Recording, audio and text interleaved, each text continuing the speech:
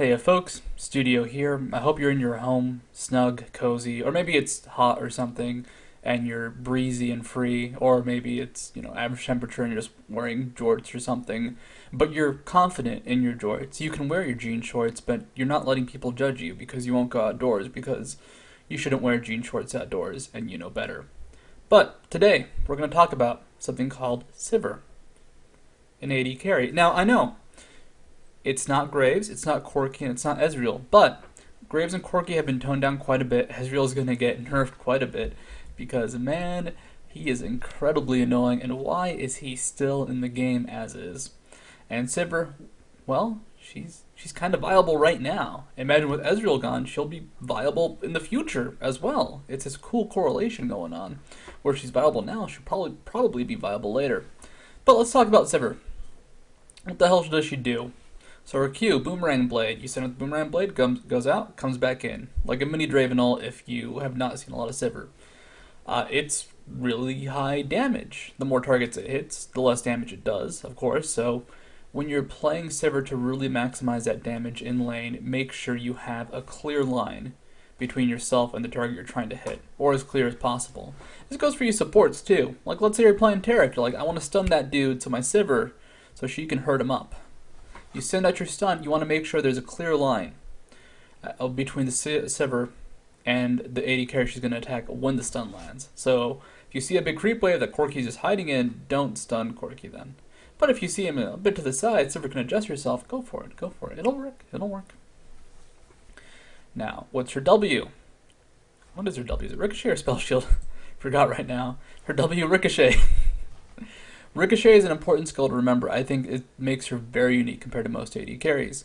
It's almost like Mystic Shot in a sense, in that it's a free auto attack. So Ricochet, you activate it, it's the W, you send out another auto attack, and because it's an auto attack, like on hit effect, it immediately resets your auto attack. So normally, like let's say you're auto attacking a Sivir, you send out an attack, and then you send out another attack, you have to wait for the delay, like wait the attack speed delay. With Ricochet, you just have to do the animation very quickly, so you cut time. So if you auto-attack then Ricochet, you deal a lot more damage in a lot less time. Spell Shield, not much to say. For 3 seconds, if you get hit by something, you return 75 or 150 mana, and you have a net gain of 75 mana, and you haven't gotten hit by a spell. Yay! And of course her ultimate. Now, her ultimate I'll cover a lot. But on the hunt is a move speed increase and attack speed increase. So it's great damage for Sivir, but great mobility as a whole for her team. So we'll go into that a bit more in-game because I want to show you the direct applications, but it's not just a DPS tool. It is definitely an initiation tool, a chase tool. Using on the hunt at the right time can be one of the hardest decisions to make as Sivir. So let's go in the game. This game was between Team Solo Mid and Monomaniac Ferris at the Team Solo Mid Invitational number 1? Like, it's part of the series. Yep, it was part of the first series. I believe this was semifinals and winners, if that makes any sense. But Chaox is playing Sivir, and he has X Special and Alistar as support. Now, Alistar support's kind of weird. I just want to go over that really quickly. Let's look at this bull.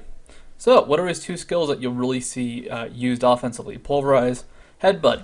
Look at these cooldowns, 14 seconds, 17 seconds. They're long cooldowns. They're really long cooldowns.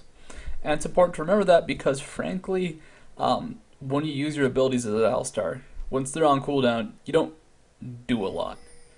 Like, you're there, you're auto-attacking. You might be able to heal. The heal also has a long cooldown. If creeps are dying, you're in an okay spot. But if they're not, 12 seconds is a long, long time to wait for a heal. So, it's important to remember that. Now Sivir, kind of different. 9-second cooldown Boomerang Blade, 7-second cooldown Ricochet. Those do go down. And there's one thing I didn't mention before, her passive. So Sivir doesn't have an escape like Valkyrie or Arcane Shift, but she has Fleet of Foot. 50 move speed every time you land an auto attack on an enemy champion. So she's really good at chasing, and she's also really good at those extended kite fights. Hit someone, run back, hit someone, run back. She's incredibly effective at that because she has a high base move speed at 310, and she also will move a little bit quicker because of that passive. Now, Boomerang Blade's a really good skill. it's a lot of high damage very early on in the game. So just to compare Boomerang Blade to Phosphorus Bomb, right now Boomerang Blade will deal 81 damage, and then on the return will deal about, I think 60, so about 140 damage with one spell if it hits one person on the way out and the same person on the way in. But that's a bit situational. That's important to remember. It's good damage, yes, but you may not always get it off. At the same time, Corki has Phosphorus Bomb, which will just deal 80 magic damage. So Sivir, if she gets a clear shot, can do more damage than Corki, but it's less reliable to do, if that makes any sense. It's one of those things where early on Sivir actually has a lot of burst potential that people don't realize, but it's just not easy to get off. And that burst does tend to fall off, and is a bit trickier to land. And Sivir's Boomerang Blade is invisible. But look at the damage Aphromoo took there, and look at the damage Chaox took. Chaox got one auto attack and Boomerang Blade off. Aphromoo just got 2 auto attacks and a Phosphorus Bomb off, and they're trading about equal. Now, I really like this Alistar-Sivir combination. So, what does X Special do? He goes aggressive in very strict situations, and then he spams his heal. If Blitzcrank grabs him, well, they don't do anything because it's really risky for them to actually go aggressive on that. So X Special is not going to be a good target to grab. Chaox will be getting lots of heals from X Special, and while they're not the most efficient, this lets X Special be aggressive, try and trade with Corki, and even if he takes more damage in response, he will win the fight, just because he has that heal, and he deals really high damage himself. I know that Chaox actually has a point in Spell Shield already. So his build on Sivir is Boomerang Blade, Spell Shield, Boomerang Blade, Ricochet. And this is because, okay, Ricochet will lead to kills. Ricochet is a lot of damage very quickly, but it's a Blitzcrank lane. And against Blitzcrank, do you really want to take that risk? What if someone comes to gank you, and you get grabbed by Blitzcrank, and you could have shielded it, but you can't because you don't have it. So this is a fairly standard part of the AD carry meta. Go a bit defensive with your skill build. You can go hyper offensive, but that may not always work out. Now the focus of this lane against Corki Blitzcrank is don't get grabbed on Chaox, and for X Special it's don't take a lot of poke and then get grabbed. And it has to be a lot of poke. And this is kind of a cool situation because obviously getting grabbed at Sivir is going to be kind of tricky because of Spell Shield, and okay, they can poke X Special a lot, but it doesn't really matter. He has that heal, he can spam it, it'll keep Chaox up too, so Chaox can go aggressive with X Special, and it kind of balances out. Now, check out the burst on Aphromoo, check out that fight, check out what Chaox is doing. I'm going to go into it in slow motion right after this.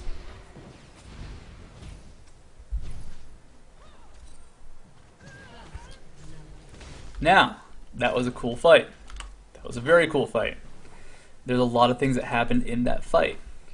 So, important thing to remember, once again, X Special has incredibly long cooldowns. His damage is very okay. So, when he sees the opportunity to go for Aphromoo, he goes forward, he deals the burst, it's about 150 damage right there. Chaox has an almost clear line, there was one creep in the way, and he deals a lot of damage to Aphromoo, and he spell shields the Power Fist. So afterwards, X Special's kind of trying to back off, he doesn't have his cooldowns up, he gets grabbed back in, and all he does is just distract them. And this lets Sivir get an auto attack off. She doesn't have Ricochet quite yet, but the exhaust on Aphromoo, and Chaox can chase down, and the thing with Boomerang Blade is, the damage is not very heavily reduced by exhaust. Exhaust only applies to attack damage, and ability damage is reduced by much, much less. So Chaox took an exhaust, but he still had his Boomerang Blade to really deal DPS. So the way you deal with situations as Sivir is you look for the opening and you hunt someone down. To play defensively as Sivir, you're more about absorbing a skill shot and playing very far back. But you know that early on in the game, if you do find a chance to go aggressive on someone, you kind of charge at them. Now obviously you can't do this against every carry, and this is a very special situation, but the way Chaox saw his chance was go aggressive because X Special set something up, but focus on playing defensively with the Spell Shield. Playing defensively, absorbing the Blitzcrank Power Fist, let him keep chasing. He could have absorbed some damage just to try and be a better duelist, but ignoring the CC, even though it was less damage, was much more important. And this lets him keep chasing. That's kind of the big deal with Sivir. You have a get out of jail free card if you get hit if something's coming towards you. But you have to decide very wisely what you absorb. In that case, the CC was the most important thing. And even though Aphromoo, Corki does great burst, Chaox knew the limits of Corki and knew he would not die to that burst. Also, they focused X Special a lot. And that's something that is very questionable. I'm just going to call them out on that. The pressure went on to the Alistar. Alistar is very tanky. He has good tanky base stats. He's not the fastest guy, but Xpecial is also running a very defensive rune page. Now, coming back to lane, Xpecial kind of does the same thing. And you know how I said Alistar has really long cooldowns? Well, Sivir doesn't, especially as she gets more levels. Ricochet goes down, but the movement and the mobility will always be up as she auto-attacks. And even though her abilities are fairly long, just the fact that she's a mobile auto-attack carry means she has a lot of good options. So matching Alistar with Sivir actually has a really good synergy because it lets the Boomerang Blade get well set up, and then it's starts the whole chase potential that Sivir has and sets it up in a really strong way. No, Xmithy's over here, Chaox is over here, Xpecial's over here. There's gonna be a gank. Now, this is a problem Sivir has. She doesn't have Valkyrie, she doesn't have Quick Draw. When you are being aggressed on a Sivir, you're being aggressed on, you don't have an easy escape. Now, no, the damage on her is incredibly high, but now she's being chased by Muffin Cutie, being chased by Xmithy. What is Chaox's option? Walk away. And that's what makes Sivir scary. All you have to do to escape is walk away. Now, note, you can auto-attack and run, kite like a lot of AD carries do, and that's good mobility. But imagine if Aftermove had enough HP to really sit and fight, they might have taken down Chaox. Now, actually, I want to show you what happened there.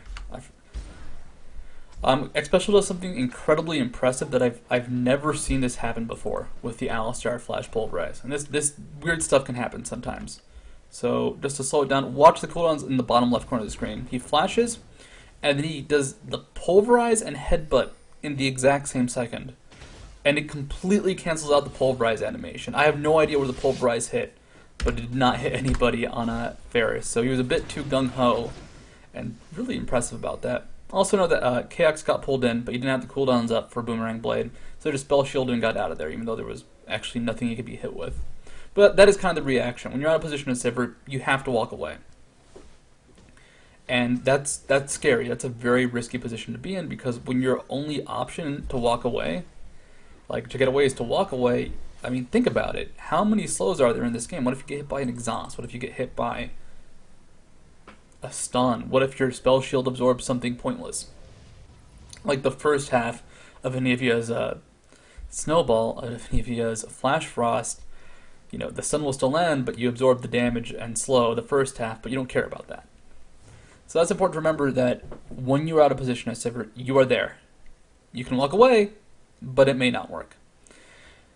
But she is a character designed to have really good walking away potential. I mentioned the passive before. Eventually Chaox will hit level 6, as he has already done. And you get On the Hunt. Now, On the Hunt's a very, very interesting skill, because the attack speed boost, I'd say, is pointless in a lot of senses. It's great for Sivir, and there's a reason that it only does half the attack speed bonus to allies, because that's supposed to be DPS for Sivir, but its main focus is going to be the speed boost, making your team better at initiating, running away, chasing, just, every time you need to be mobile, it's a great skill.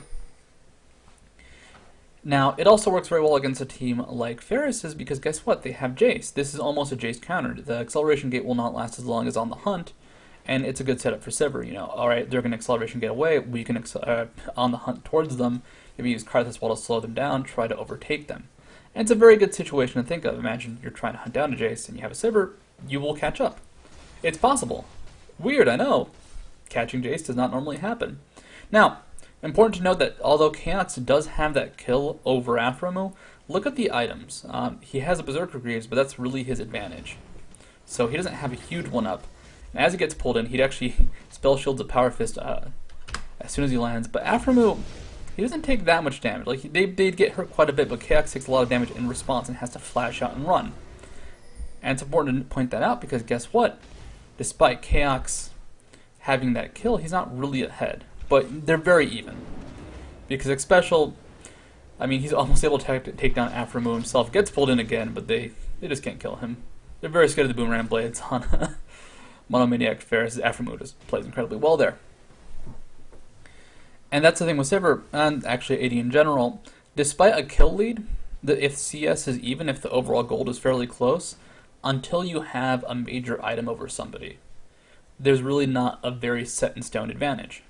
Like, okay, what if Corgi had a Doran's Blade? He'd have more auto attack, yeah, but he would have not had enough HP to survive. If Chaox had one less item, that actually would have decided the fight there, but he probably wouldn't have played as aggressive. So it's this weird balance where if you have a small advantage, you can try and pressure it, you can try and press it, but you can't overextend, which Chaox did do in that situation. Took a lot of damage from the Afro Blitzcrank burst combo, and Blitzcrank has very, very respectable burst, actually. Don't forget, it's for 100 damage if you're near him before he blows the ult. Now, laning situation. What do you do in a situation like this where you're fairly even?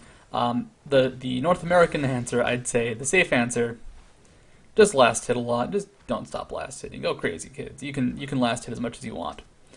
If you're not North America, you can go for jungle ganks. You can try and play offensively. Try and catch him off guard. Aframu is well known and notorious for trying to make offensive plays happen. I wouldn't necessarily say force. He tries to make his own openings. He forces an opening, but then he makes the play. He doesn't force a play.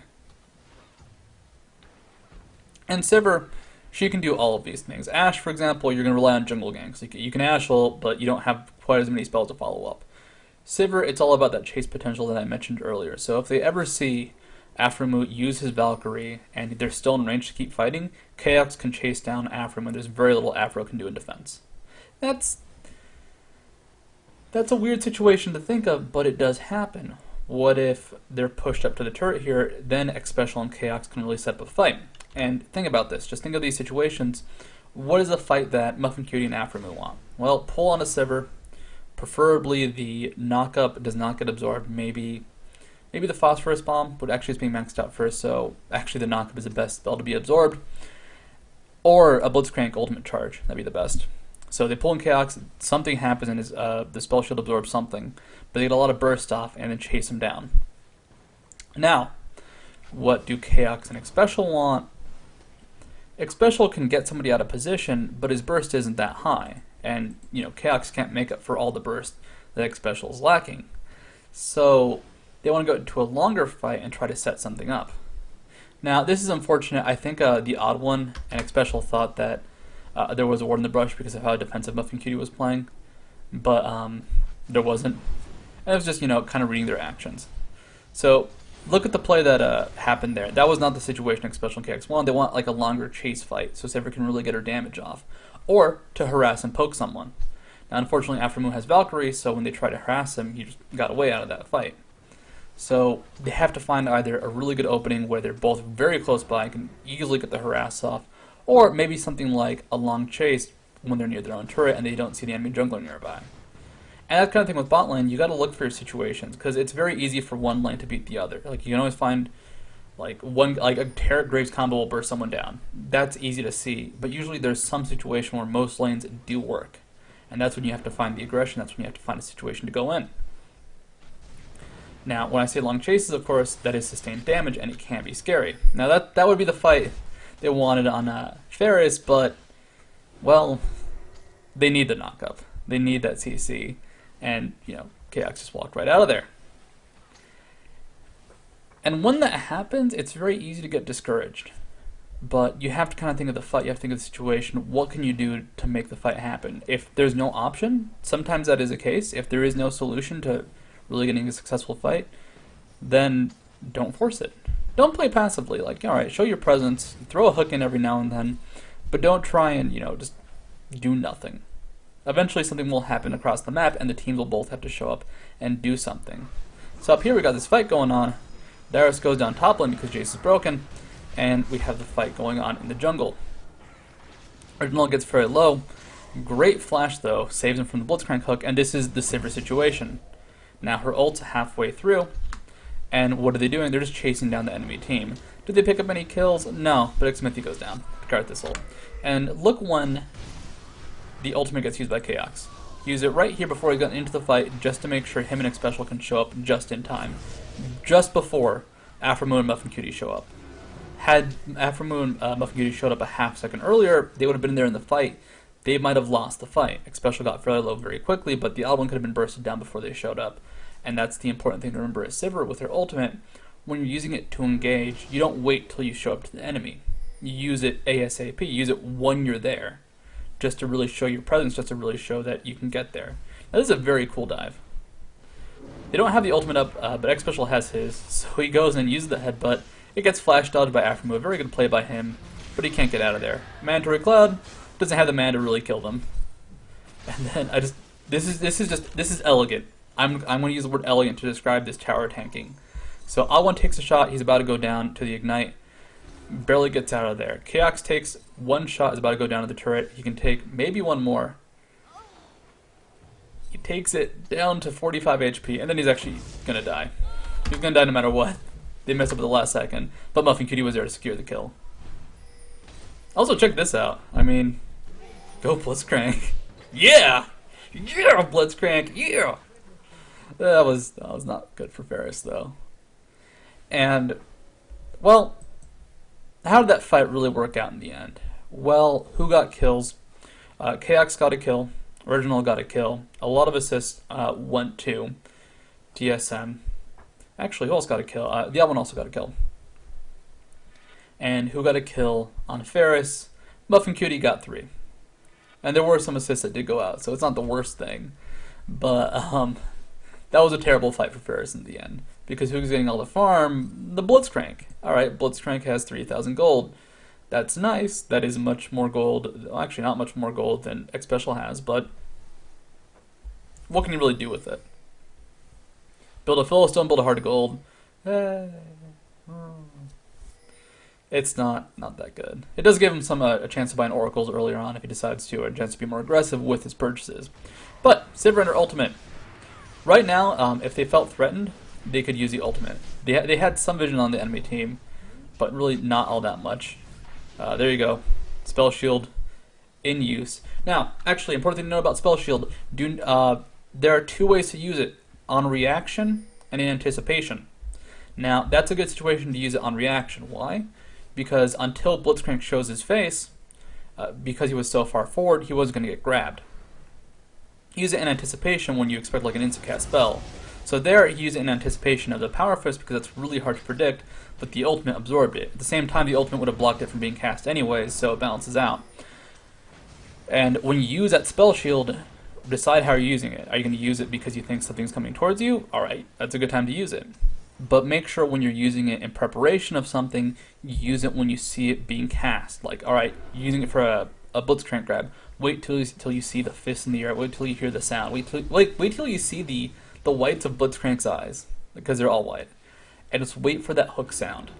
Because if not, if you cannot wait for that hook sound, you know what Muffin Cutie's going to do? He's not going to toss his hook out. He's just going to wait till it's, down, and your Spell Shield will not be able to protect you in 3 seconds. And if he waits for that, you're screwed. Of course, there's always some situations. Sometimes you just want to use it in advance, just so the enemy doesn't actually have a chance to grab you. Like maybe you'll reach your turret in that time. But realize that when you're trying to outplay an opponent, when you're trying to, use it to block a skill, you better make sure that skill is in the air, because if not, they can just wait. And being waited out at Sivir sucks. And it's your escape, it's your defensive option. And when that happens, you're in a bad spot. Now, Chaox gets grabbed, but he waits for the sound to appear. That was, waiting last second, actually. And he absorbs the Blitzcrank hook, gets mana back. And it's important to remember that this is actually something you kind of have to do with Sivir. Getting that mana back is very important to her sustain in lane. So, I mean, Chaox has a decent amount of mana, 753. That's going to be 6 Boomerang Blades and the ultimate after a bit of mana regeneration. Alright, that's decent. But earlier on, Boomerang Blade takes a lot of mana. You have to use it very cautiously. The way it's a CH, and I got CLG on my mind because of the roster changes. The way Chaox uses that Boomerang Blade, he was not using it unless he saw a chance to really get some damage on. And it's important to remember, don't spam your spells as Sivir. A lot of AD carries don't have mana problems. Sivir does. Same thing with Graves, actually. You gotta be conscious of that Buckshot, can't let it go completely crazy. So Chaox is mostly using it for those situations where he saw he could get some damage off, either to chase away Aframu, then chase him into the blade, or get some auto attack or harass, as Aframu tried to juke it. So the way Chaox is playing, he's trying to really maximize his usage of both Spell Shield and Boomerang Blade. Ricochet, I mean, he's using it, and that's a lot already, so it's a good spell. Ricochet is a weird spell. So, It's really hard to kind of use auto attack resets on AD carries because they get such high attack speed. So there will be a point in the game where you can't really use Ricochet as an auto attack reset because you're attacking too fast. At that point, it's extra damage, and it's a decent amount of extra damage. So just go ahead, use it, use the AoE. It's very noticeable. Okay, Chaox. What's he building? He has a Bloodthirster, and he has Brawler's Gloves. I cannot speak tonight. Brawler's Gloves. He's going for Zeal. He's going for mobility. He's going for fast, and this works on Sivir. You want the really high lifesteal of Bloodthirster because A, you have Ricochet, so you do have the auto attack reset, and you also want to duel a lot. You're going to be fighting a lot. You want to get auto attacks on people chasing you. You don't just Valkyrie away and like, I didn't take damage, I'm safe, hooray. No, you take a beating. You get hit in the face a couple times. And because of that, as Chaox playing Sivir, you got to be defensive. And Bloodthirster is actually a really defensive item build. Now, let's check out this fight. So, that card Thistle is not for here, it's for top. But Chaox is auto-attacking Muffin Cutie, going aggressive. Alda Hunt got used, but they have Olaf, they have Afram, and they have Muffin Cutie going crazy. And this is kind of the problem that you have as Sivir. What was his defensive option to flash away? Also, I think X Special killed Chaox there, but I'm not positive. And what could they have done there? Well, they went a bit too aggressive when they didn't know where X-Smithy was, and they got punished for it. In the end, X Special does get a kill, though. And Afram almost goes down. So close. But that is a shortfall Sivir has. That is a shortfall a lot of carries have if they have good sustained CC, which in this case was going to be X-Smithy with his axe spam, as well as the backup from Blitzcrank and Corki with red buff. That's enough to lock someone like Sivir down very quickly. She can only absorb one spell, and that really puts you in a bad spot when you do get slowed, especially by someone with that chainable slow. So the big threats for Sivir are going to be not the normal divers. If it's someone who can just burst you, like Malphite, that's not scary to Sivir. You spell shield that. What's going to be scary to Sivir is someone like Olaf, someone who can chain slow you, someone who can keep up with you, and really ignore your spell shield. Aurelia, for example, can go both ways. If you're going up against Aurelia and she just, blade surges you, spams a stun, and you just, use spell shield when she gets onto you, alright, that's fine, you're okay. But if Aurelia uses Transcendent Blade to break that spell shield, you're kind of screwed. And it's important to remember as Sivir, you can't really rely on the spell shield. It's weird. I'm really praising it, but there will be so many situations where you just don't have a chance to rely on it. Sivir's skills are very all over the place. So Boomerang Blade is an amazing skill when you hit one person, or multiple people, but only champions with the skill on both passes. However, if you hit a bunch of creeps with it and then hit a champion at the very end, it does very little damage. Ricochet is actually just an all-around okay skill. It's not amazing, it's not like the defining Sivir skill, but it is a good skill. Spell Shield can be amazing, like versus that Muffin Cutie, that Blitzcrank. That's an amazing spell to have. Versus Olaf, it's very mediocre. Versus Jace, still not that great. And Anivia, like I said before, Flash Frost will pass through her spell shield, proc the spell shield, and then she can stun you anyways. So it's very in between. Now, what's the enemy team doing? Baron. What is TSM doing? Trying to stop it. Anivia wall goes down. This is a very strong disengage, especially when you have Jace's backup. The acceleration gate is on cooldown actually, because he used it for the damage. So, Chaox uses his ultimate to try and catch up. And this was used fairly early. The goal here is to have Reginald or the auto and catch someone. So Reginald gets the wall down, and that's like the big sign to go in. And what did Chaox really do here? He pressed R, but now he's going to chase down the enemy team, use Boomerang Blade, and just get into a position to auto attack spam and be super, super rude. And that's kind of what you do with Sivir. You right click people and you chase them down and you kill them. And then you also press Ricochet every now and then, you also press Boomerang Blade every now and then, and it just deals a lot of damage. Now, where did he use the spell shield? This is important to know. He used the spell shield when he sees the frost flash come out because he thought he might get stunned. And that would have been a really good time to try and absorb the frost flash because he would have only gotten hit by the stun. If he'd been, in the path of the spell, it probably wouldn't be that effective, but because it was only going to be hit by the AoE explosion, Chaox had a good idea using a spell shield there. You'll note he saved it for a long time. He could have used it early on in the fight. What if like Blitzcrank had angled around to grab him? What if like one of the people who were caught tried to burst him down? They might have done that. But he waited till he saw that there was a really good chance to benefit from it, that something might have stopped him, and he was taking the initiative to make sure it didn't. Now, Chaox really didn't do all that much in the fight. Like, I'm not going to say he was a star there. That was TSM as a whole. That was the Karthus wall, the Skarner grab, the special initiation on Alistar, and then Dyrus being Aurelia and being very rude. Chaox did his part. It wasn't a massive thing. And that's kind of the thing Sivir has going for her. She's great on a team. She's an incredibly strong team hero. But it's harder to make the big plays. Ezreal can do it because of Mystic Shot and his auto attack and Arcane Shift. He's constantly all over the place, and then you get those sweet YouTube videos showing him getting a kill with his ultimate. Awesome, cool. Graves has that fantastic burst. Very cool. Corki, kind of the same thing. He has really good burst, really good auto attack damage, and you can see him make big plays with Valkyrie. Sivir has really high damage, has very good output, but because she doesn't have that mobility, because she has Boomerang Blade and not necessarily the flashier skills, she doesn't make big plays. She makes a lot of damage happen, and damage can be noticeable, but it's not necessarily what you focus on. You focus on the really cool stun, you focus on the Sona ult hitting 5 people, you don't focus on Boomerang Blade going through 3 people and taking the team to 3/4 HP just with one spell. That's just not the focus people have. But it's important to know that Chaox, by pressing R, he won the fight. He won the fight for his team. Now, let's watch a level 14 Chaox duel a level 12 Aphromoo. And I believe Chaox has a decent chunk of gold on him. Yeah, 700, so enough, I believe, to finish the Cloak of Agility.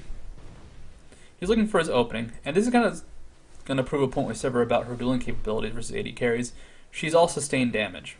And let's watch how this fight goes down. Chaox goes out, gets an auto attack, gets a Ricochet off, and then it's just on the hunt versus Aphromu's damage. Aphromoo walks to the side to dodge the Boomerang Blade, and he takes Chaox down to 450 HP. He takes him down really low. Now, this is a problem Sivir has in duels. Before she's super decked out, and the Ricochet reset will mean a lot, Boomerang Blade is very avoidable. What did Aphromoo do? Dodge that? Walk to the side. So that was almost entirely Chaox's auto attacks and Ricochet. That was actually Chaox's auto attacks, Ricochet, and Ignite.